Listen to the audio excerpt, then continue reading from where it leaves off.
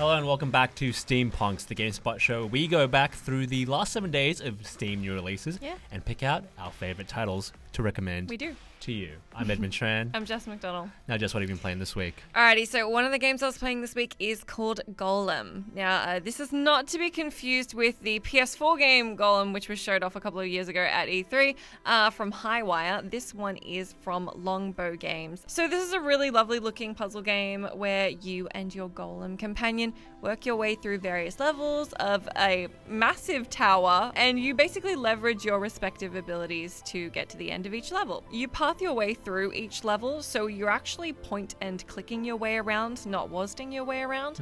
And thankfully you can hold space to speed up as you got to traverse pretty far. These levels are huge, and moving with the Golem, especially early on in his earlier iterations, is kind of a slow process. The levels are really beautiful. They're very Journey-esque, and the accompanying music is also really lovely. The point and click elements extend to climbing ropes, using your cursor to draw shapes in the air while you're moving platforms, or switching levers back and forth, and clicking on items to interact with, including clicking on your Golem to interact with them. You'll encounter these pools of mysterious glowing blue light, which change your Golem into different kind of versions of himself. Sort of like, it reminds me of that Xbox game that nobody played. Recore. Yeah, it reminds me of Recore. So it's kind of that same thing where it's like still your Golem buddy, but he seems to transform into different variations. Even if you are a puzzle fan, as the levels are just so expansive that it can be rough to get your head around originally. But as you'd expect, the Golem becomes way more of a help than a hindrance. And it also changes your approach to puzzles, which makes it much more interesting because its capabilities change, so the way you're thinking your way around each level needs to change. Occasionally there's issues with the camera angle because you can miss things or misunderstand where you can and can't pass through as either character. There's also a little bit of a lack of a sense of what you're supposed to be doing and why. Like any puzzle game, you get the point that you're supposed to be interacting with things and trying to move forward. The game so far seems to be about the growing fondness between the two characters more than anything else, and there are some really nice moments there. The story could also develop as the game goes on, and I just haven't encountered that yet. The lovely thing about these sprawling levels is when you do hit that aha moment of a puzzle game, when you finally solve something that seems impenetrable, it's incredibly satisfying. If you're a fan of environmental puzzle games, you should have a really good time with this one, and it's only $15. So if you like these kind of games, I would get on board. It's a fun time.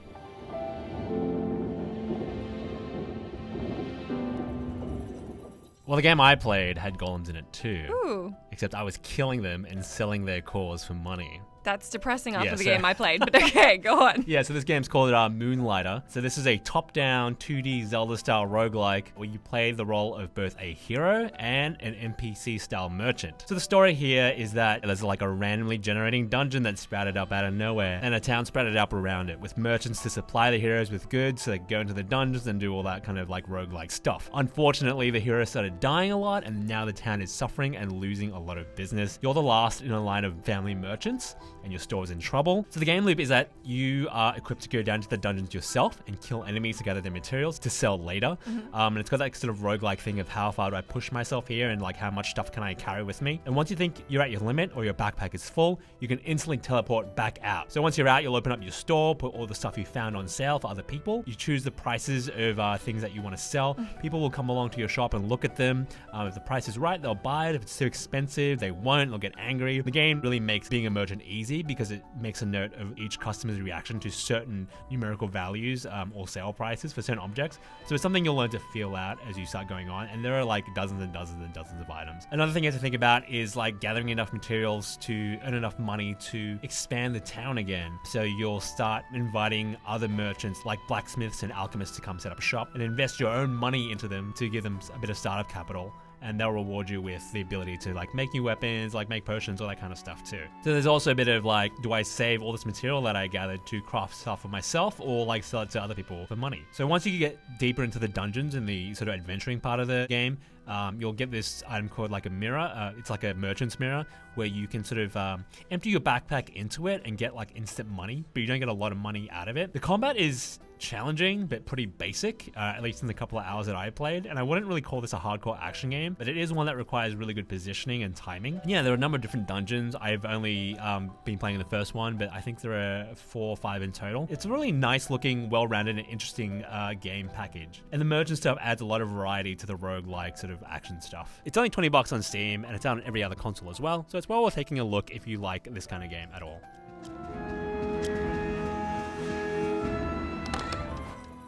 All right, well, I played a game that is like that game, except not at all. Okay. So it's a Don't Nod's new game, Vampyr. Oh, yeah. It's Vampyr. We looked it up. Okay. So Don't Nod, if you don't already know, are the team who made Life is Strange, which I was a really big fan of. This game is also nothing like that game. So Vampyr is an action RPG where you play a newly turned vampire living in London in 1918. You're getting accustomed to your powers, so it makes a lot of sense that you're leveling naturally and picking up new skills naturally.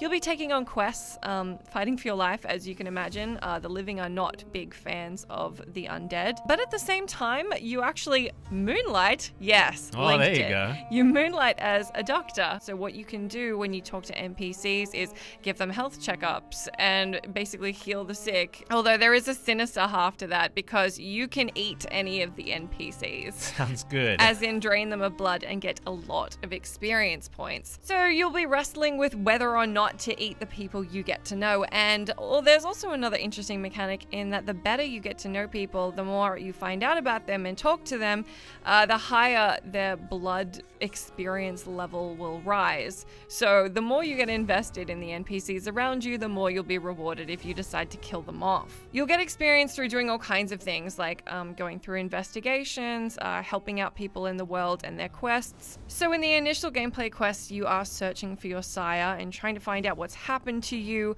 at the same time as kind of making calls on whether or not you want to help or hurt London, which is in a real bad point. It's post-war and flu-ravaged. There are quarantine points everywhere. It really feels like an accurate depiction of what being a vampire would be like, and I realize how strange that sentence is. But you have a health meter, a stamina bar, and a blood level meter. Keeping your blood up means that you'll be stronger. Solving mysteries in the town is also really cool. The characters are really interesting and built out, although everyone's super depressed. As far as combat goes, you'll get to equip a primary and a secondary weapon of your choice. They can be upgraded, and there's also a crafting element where you can make anything from weaponry to ammunition to healing tonics. I found that combat can be a bit tricky as you move really quickly, but you also whip around and can lose track of where the enemies are. That said, you have a lot of agency to tailor it to your preferred style, as you can choose between a variety of different weapon types and abilities. You can also employ your vampire senses to identify weaknesses and resistances in enemies before you approach them, and that makes things a lot easier too. The voice acting is generally really good. It's a really gorgeous game to play. I think the character models are really lovely. I think London paints a really fascinating world to walk around. I find it really interesting in the way it's so successful at challenging that light side, I need to be good and bring peace mentality that I and a lot of other gamers I know feel like they have, because there is a huge incentive to be evil. Now, this is a pretty expensive game. It's $50. So far, I think it's worth every dollar. I'm having a great time with it. I think it succeeds really well in all these different genres it's pulling from, and it's got some really innovative stuff in there too.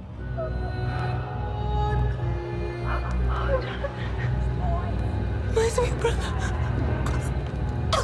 What have you done? Alright, well, if the world of Vampyr is too depressing for you, then do I have the cure for you? I played a game called YOKU'S Island Express, and it is a joy to play. Okay. So this is a 2D platformer / Metroidvania crossed with pinball. So YOKU'S Island Express is set on a very vibrant tropical island, and you play as a little, I think it's a dung beetle. Okay. Who's taking over as the postman on the island, which is very nice. And this little guy, as dung beetles do, pushes a little ball around everywhere.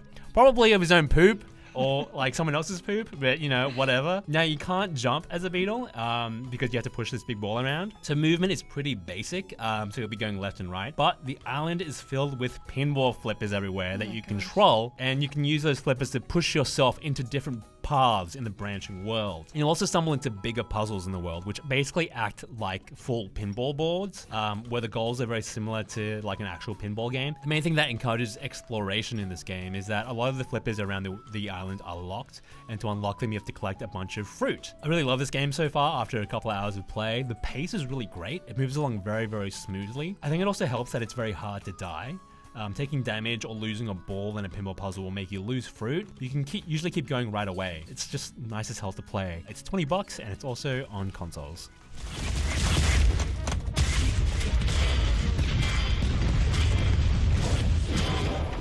All right, well, that is everything we've got for you guys this week. Do let us know what you thought of this week's games, and if there's anything we should be keeping an eye out for. We will be taking a break for E3, but you can still hit us up on Twitter. I am at Jess McDonald. And I'm at Edmund Tran. As always, do let us know what you thought about this week's episode, and we will see you again next time.